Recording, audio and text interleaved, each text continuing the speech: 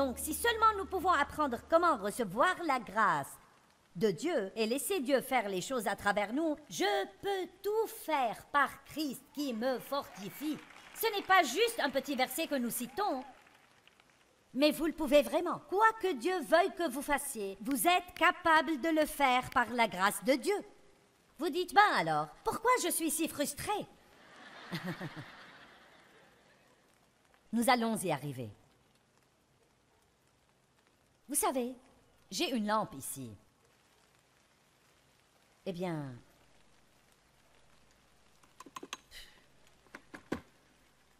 pourquoi elle ne s'allume pas? Tu es une lampe, tu es supposée donner de la lumière. Où est la lumière? Oh, elle n'est pas branchée. Oh, il faut la brancher. Oh, oh. Wow, c'était facile. Ok, c'est comme cela. S'il y a une source d'énergie, la source d'énergie, c'est Dieu. Quelqu'un a déjà compris? Vous voyez comme vous êtes vif? Révélation. Il y a une source d'énergie juste là. Bon, ce n'est pas la faute de l'énergie si la lampe n'est pas branchée. Donc, ce que nous devons faire, c'est de nous brancher tout simplement. Chaque fois que vous vous sentez frustré, prenez un moment et branchez-vous. Chaque fois que vous vous sentez épuisé, prenez un moment et branchez-vous. N'essayez même pas de sortir de chez vous le matin sans être sûr que vous êtes complètement chargé, que toutes vos batteries sont complètement rechargées. Ok, voici un autre exemple. Oh là là, nous chargeons tout aujourd'hui. Nous chargeons ce laptop. Nous le vérifions plusieurs fois par jour. Voyons si le chargement est allumé. Mince, s'il diminue, nous le branchons. Allez, voici venir une révélation. iPhone, vous devez garder ce bébé chargé. Oh mon Dieu, nous allons bientôt préférer sortir de chez nous sans vêtements plutôt que sans téléphone.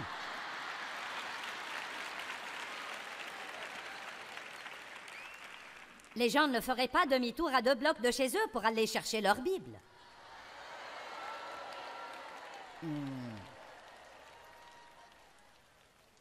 Nous allons faire comme si je n'avais pas dit ça. Oh, je la prendrai demain, pas de problème. J'allais m'asseoir dans la voiture et lire la Bible à l'heure du déjeuner, mais je le ferai demain. Nous retournons prendre le téléphone ou nous envoyons quelqu'un le prendre. Nous ne partons pas sans le téléphone, nous devons l'avoir parce que nous sommes si importants. Dieu seul sait que nous ne pouvons pas être déconnectés des gens que nous connaissons. Pas 5 secondes, il faut l'avoir sur soi. Et puis il y a la tablette qui doit être chargée. J'ai compté en fait et j'ai 10 appareils électroniques que je garde chargés tout le temps. 10. J'ai ce petit truc que je charge à ma ceinture qui me dit combien je fais de pas. Je veux le savoir parce que chaque pas c'est des calories.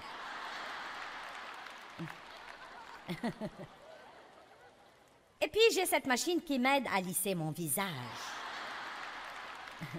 Et il doit être rechargé afin de pouvoir lisser. Ensuite, j'ai ce petit truc pour mettre sous mes yeux et donc ça doit être chargé aussi. Vous savez à quoi ressemble votre maison? Vous avez des fils électriques partout. Vous rechargez tout, sauf vous-même.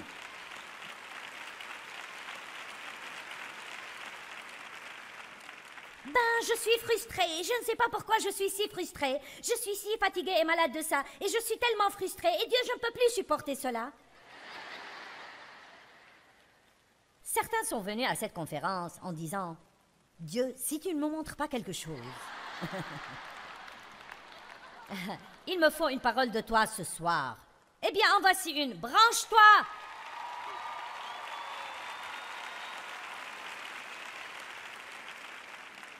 Est-ce que quelqu'un a remarqué que Jésus filait à peu près tout le temps? Non, mais il était au beau milieu d'un ministère. Il y avait des milliers de gens, et tout d'un coup, il partait.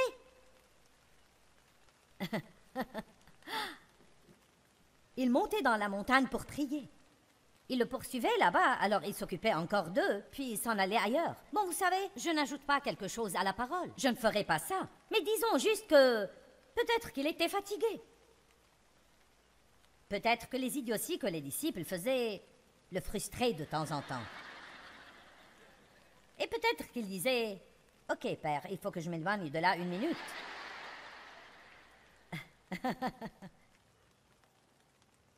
Certains penseraient « Oh mon Dieu, quand j'ai appris à m'éloigner avant que j'en arrive à exploser et que je disais « Ok, mes batteries sont presque vides, je dois aller me recharger et ça ne prend pas beaucoup de temps. » Vous pouvez vous enfermer dans les toilettes et recharger en 2 minutes.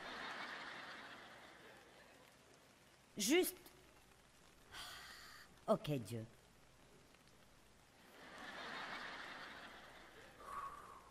Nous voulons vivre par l'esprit. Donc soyons assez intelligents pour réaliser quand nous tournons à vide et qu'il faut aller quelque part et revenir. Quelqu'un peut vous dire « Où vas-tu » Je sors et je vais revenir. Ça commence une bonne conversation. « Oh, où vas-tu » Je dis « Je sors et je reviens. Je reviens dans un moment et quand je reviens, je vais être ici et tu m'aimeras mieux. » Quand j'ai commencé à apprendre ça et à passer du temps avec Dieu chaque matin, écoutez-moi. Il est hors question que je sorte de ma maison sans passer du temps avec Dieu. Je ne le fais pas. Croyez-moi, je n'ai pas assez de batterie, je n'ai pas ce qu'il faut. Si Dieu ne m'aide pas, je suis foutu. Je suis foutu.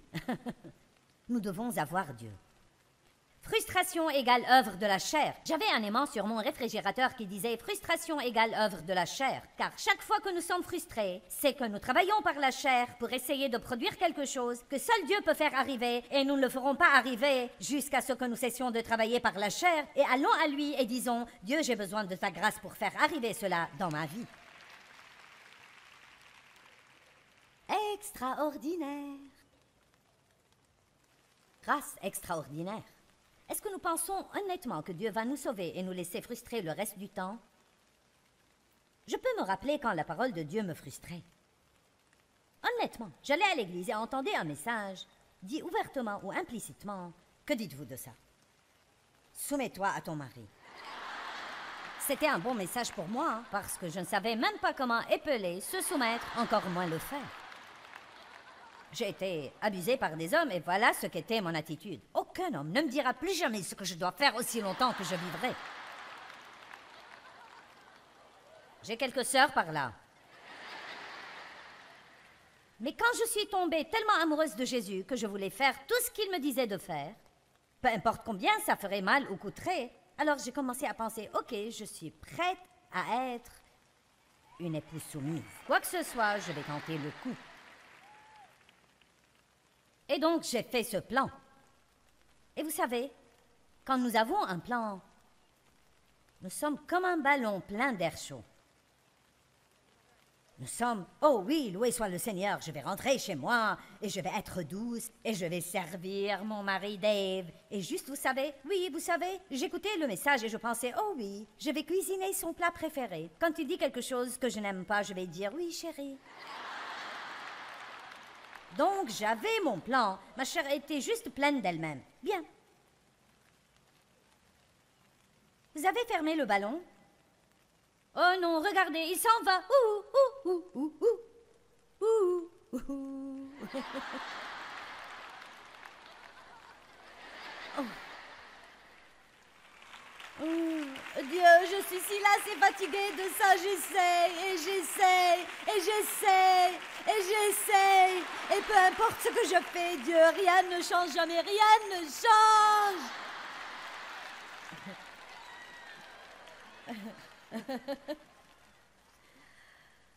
Nous en sommes là. Et puis, nous nous regonflons nous-mêmes. Oui, Dieu soit loué. Je parle trop, mais je vais me taire. Vous auriez dû me voir quand je décidais que j'allais être douce. Seigneur, aie pitié. Je vous dirai d'autres de ces histoires demain. Honnêtement et en vérité, j'avais été chrétienne depuis longtemps, mais dans les années 70, Dieu a touché ma vie d'une manière très unique et significative. Et je me suis sentie plus profondément amoureuse de lui que jamais, et ça m'a fait vouloir faire ce qu'il voulait que je fasse, et j'ai eu vraiment faim de la parole. Mais honnêtement, jusqu'à ce que j'apprenne ce que je vous dis ce soir, plus j'étudiais, plus j'entendais de messages, plus ça me frustrait parce que j'essayais de les mettre en pratique. Êtes-vous allé à l'église en vous sentant mal, et quitté l'église en vous sentant plus mal? Parce que vous êtes arrivé avec 3 problèmes, quand vous êtes sorti, vous en aviez 10.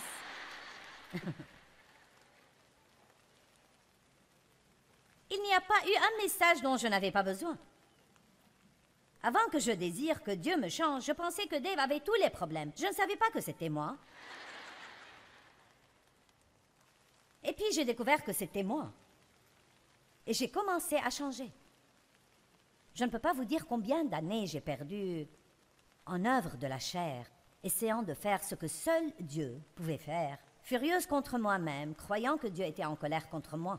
Puis j'ai fini par apprendre que de la même manière que j'étais sauvée, de la même manière, je devais avancer et vivre ma vie. Dans la grâce, par la foi. Dans la grâce, par la foi. Je vais à Dieu. Dieu, je ne peux pas faire cela, je veux le faire. Je veux te plaire. J'ai besoin que tu le fasses en moi. Et puis, si je ne vois pas de résultat le jour suivant, je ne me sens pas découragée. Je dis, Dieu, je crois que tu travailles. Je crois que tu travailles. Avez-vous déjà prié pour quelqu'un et ils se sont mis à agir de manière encore pire après la prière? C'est vraiment un bon signe. Vous dites vraiment? Bien sûr, ça veut dire que, à la minute où vous avez prié, Dieu a commencé son travail et cette conviction les fait sentir pire qu'ils n'étaient avant. Quel commentaire idiot que de dire « J'ai fait tout ce que j'ai pu, je pense qu'il n'y a plus rien d'autre à faire que de prier. » J'ai appris à laisser la prière être juste comme un souffle. Priez pour tout, n'attendez pas pour prier, n'attendez pas pour prier. Je prierai pour ça quand je prierai. Non, priez tout de suite. Et voici la prière la plus spirituelle que je prie, des centaines de fois chaque jour. Oh Dieu, aide-moi. Aide-moi. J'ai deux choses que je dis plus que tout autre. Je t'aime Jésus, aide-moi. Je t'aime Jésus, aide-moi. Je t'aime Jésus, aide-moi. Intérieurement, ça continue toute la journée. Avant que je monte ici, je t'aime Jésus, aide-moi. Je suis ici parce que j'aime Dieu et à cause de ce qu'il a fait pour moi. Et je n'ai pas grand-chose à vous offrir si Dieu ne travaille pas à travers moi. Et je suis si dépendante de lui que c'en est absolument effrayant. Ça me terrorise de penser au désastre que ce serait si Dieu ne se manifestait pas. Et vous savez quoi? Il n'a jamais fait défaut jusqu'à maintenant. Il y a eu des réunions qui ont été meilleures que d'autres, mais je peux dire honnêtement, et je le dis en toute humilité, nous avons une bonne réunion partout où nous allons, et ce n'est pas grâce à moi, c'est grâce à Dieu. Et vous serez étonnés de ce que vous obtiendrez si vous vous appuyez sur lui, et vous vous pressez contre lui, et quand vous avez l'impression que vous vous déchargez, vous allez vous brancher. Vous ne devez pas laisser vos enfants et vos amis vous empêcher de vous brancher. Ne laissez pas le shopping vous en empêcher. Ne laissez rien vous empêcher de vous brancher. Vous devez toujours vous brancher, vous devez recharger cette batterie. Est-ce que quelqu'un m'entend?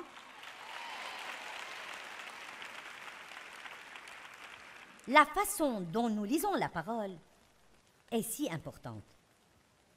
Ce livre est plein de promesses, mais nous le lisons comme une loi. Quand je lis là-dedans, soyez bons, ce n'est pas une nouvelle loi qui fait que si je ne suis pas bonne, Dieu m'en veut. C'est une promesse que si je lui fais confiance et me repose sur lui, cette bonté est à l'intérieur de moi parce qu'il est en moi et il va le produire par moi alors que je lui fais confiance et me repose sur lui. Et il ne le fait pas tout d'un coup juste comme ça. C'est petit à petit de gloire en gloire, petit à petit de gloire en gloire. Je fais un peu de progrès, je crois. Je fais un peu plus de progrès, je crois. Et je fais un peu plus de progrès, je crois. Celui qui a commencé un bon travail en moi est assez capable de le compléter et de le mener à bonne fin. Dieu ne va pas nous laisser inachever. Il va nous conduire à notre perfection aussi longtemps que nous nous tiendrons avec lui et continueront de croire que Dieu travaille. Quelqu'un devrait recevoir un petit soulagement. Quelqu'un, quelque part, vous commencez à vous sentir un peu, peut-être... Oh, tu veux dire que je n'ai pas à le faire?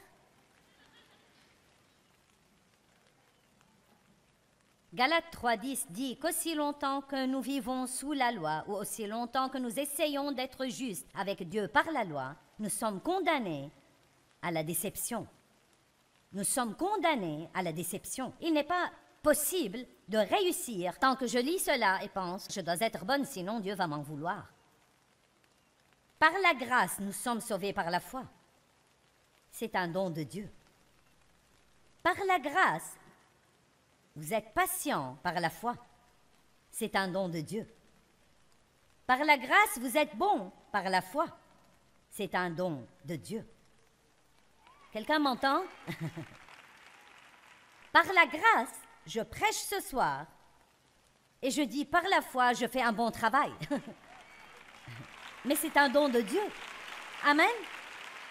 C'est un don de Dieu. Je ne peux pas chanter comme Israël parce qu'il le fait par le don de Dieu.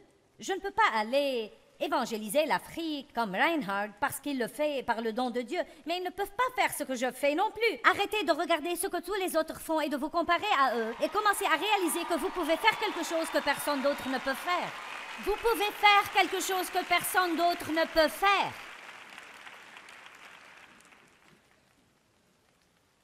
Amen. Allez, aimez-vous. Vous savez ce que je dis chaque jour, et ça va sonner comme si j'avais les chevilles qui enflent, mais ce n'est pas ce que je veux dire. J'ai pris cette habitude récemment. Chaque matin quand je me réveille, avant même de sortir du lit, je t'aime, Seigneur. J'aime ma vie. J'aime ma personne. Et j'aime les gens. Tu aimes ta personne? Tu aimes ta personne? Oui, oui. Je n'aime pas mon moi charnel, mais j'aime la nouvelle création que je suis. J'aime vraiment ce que Dieu a créé à l'intérieur. J'embrasse cela, et c'est ce que je suis maintenant en Christ. Et Dieu s'occupe du reste. Oui, j'ai encore besoin d'arrondir les bords, mais Dieu savait cela quand il m'a appelé, et il savait tout de vous quand il vous a appelé. Dieu n'est pas surpris par vous, il ne dit pas « Oh mon Dieu !»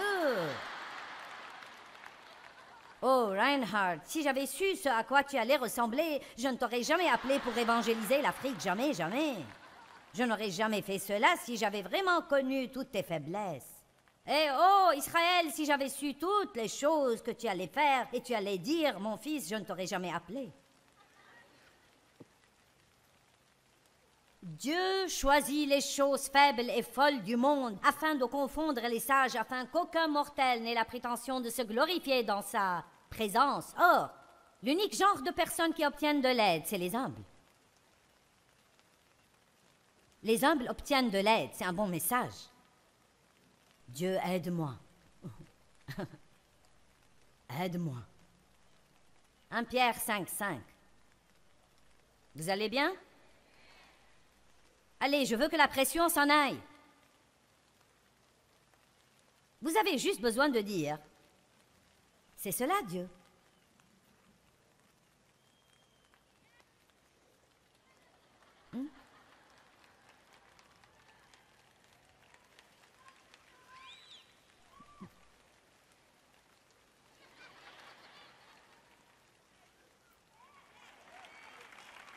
Tu es le bienvenu pour intervenir.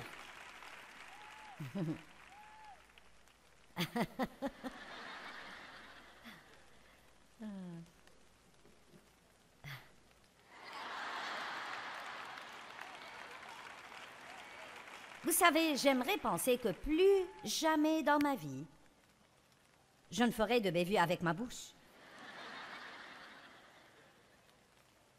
Mais pas tant que ça. Je doute que cela arrive vraiment. Je me suis améliorée. Ça a pris presque 40 ans à vivre dans la parole chaque jour. Vous savez quoi? Je suis une bouche dans le corps du Christ. C'est juste que parfois j'oublie où elle doit fonctionner et où elle doit se fermer. J'ai essayé si fort de me taire et d'être douce et gentille et... je suis seulement... Vous savez ce que j'aime chez mon mari, plus que tout au monde? Dave me laisse être moi. Il est... Maintenant, si je suis rude, Dave me le dit, mais il se moque de moi. Il dit, voilà le feu pour lequel je t'ai épousé. Et vous savez, Dieu nous prend. Pourquoi ne vous feriez-vous pas une faveur ce soir? Pourquoi ne pas arrêter d'essayer de donner à Dieu tout ce que vous pensez être et lui donner tout ce que vous n'êtes pas? Allez, je ne suis pas, et vous pouvez tout avoir. Nous lui donnons toujours quelque chose dont on pense qu'il sera où? Wow! Sa force est rendue parfaite dans notre faiblesse. Il choisit exprès les choses faibles et folles de ce monde pour confondre les sages. Dieu n'a pas besoin d'aptitude, mais de disponibilité. Vous dites, me voici, Seigneur, si tu peux faire quelque chose de moi, me voici. Vous seriez étonné de ce que Dieu fera. N'est-ce pas, Teresa? Cette fille ici, la première fois qu'elle m'a entendue, elle était en prison. Et maintenant, elle prêche l'Évangile partout. Amen! Amen! Lève-toi, Teresa, et fais leur signe pour qu'ils sachent qui tu es. Oh, mon Dieu! En prison, pourquoi? Vente de drogue et possession de drogue? Usage de drogue et... La vie était un tel désastre. Bon sang, je vous le dis, Dieu a mis la main sur elle. Ouh! Quand Dieu met la main sur vous, il vous change en une autre femme, en un autre homme. Amen? 1 Pierre 5,5. De même, jeunes gens et de rang inférieur, soyez soumis aux anciens, les ministres et les pères spirituels de l'Église, rendant respect et soumission. Soumission! Qui sont dus à leurs conseils. Donc, il parle déjà de s'humilier suffisamment pour écouter ce que veulent vous dire les gens qui ont plus de sagesse que vous et qui sont là depuis plus longtemps et qui, en fait, en savent plus que vous. Tous, revêtez-vous d'humilité.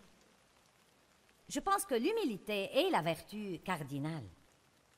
Je pense que j'ai beaucoup réfléchi et je pense que les péchés sont enracinés dans l'orgueil.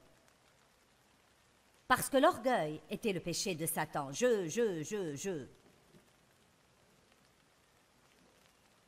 Tous revêtez-vous d'humilité comme la tenue d'un serviteur, afin que cette couverture ne puisse pas vous être retirée. Passons au plat de résistance. Affranchis de l'orgueil et de l'arrogance les uns avec les autres. Voilà la partie que vous devez saisir. Car Dieu résiste aux orgueilleux, aux insolents, aux autoritaires, aux dédaigneux, aux présomptueux, aux vantards, et il s'oppose à eux, les frustre et les vainc.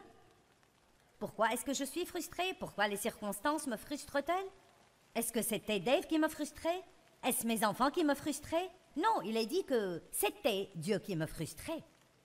Et vous dites, mais pourquoi Dieu ferait-il cela? Il essayait de m'enseigner que je ne pouvais pas avoir ce que je voulais si je ne m'humiliais pas moi-même et ne le laissais pas le faire. Comprenez ceci, allons. Allons. Dieu ne va pas vous laisser le faire.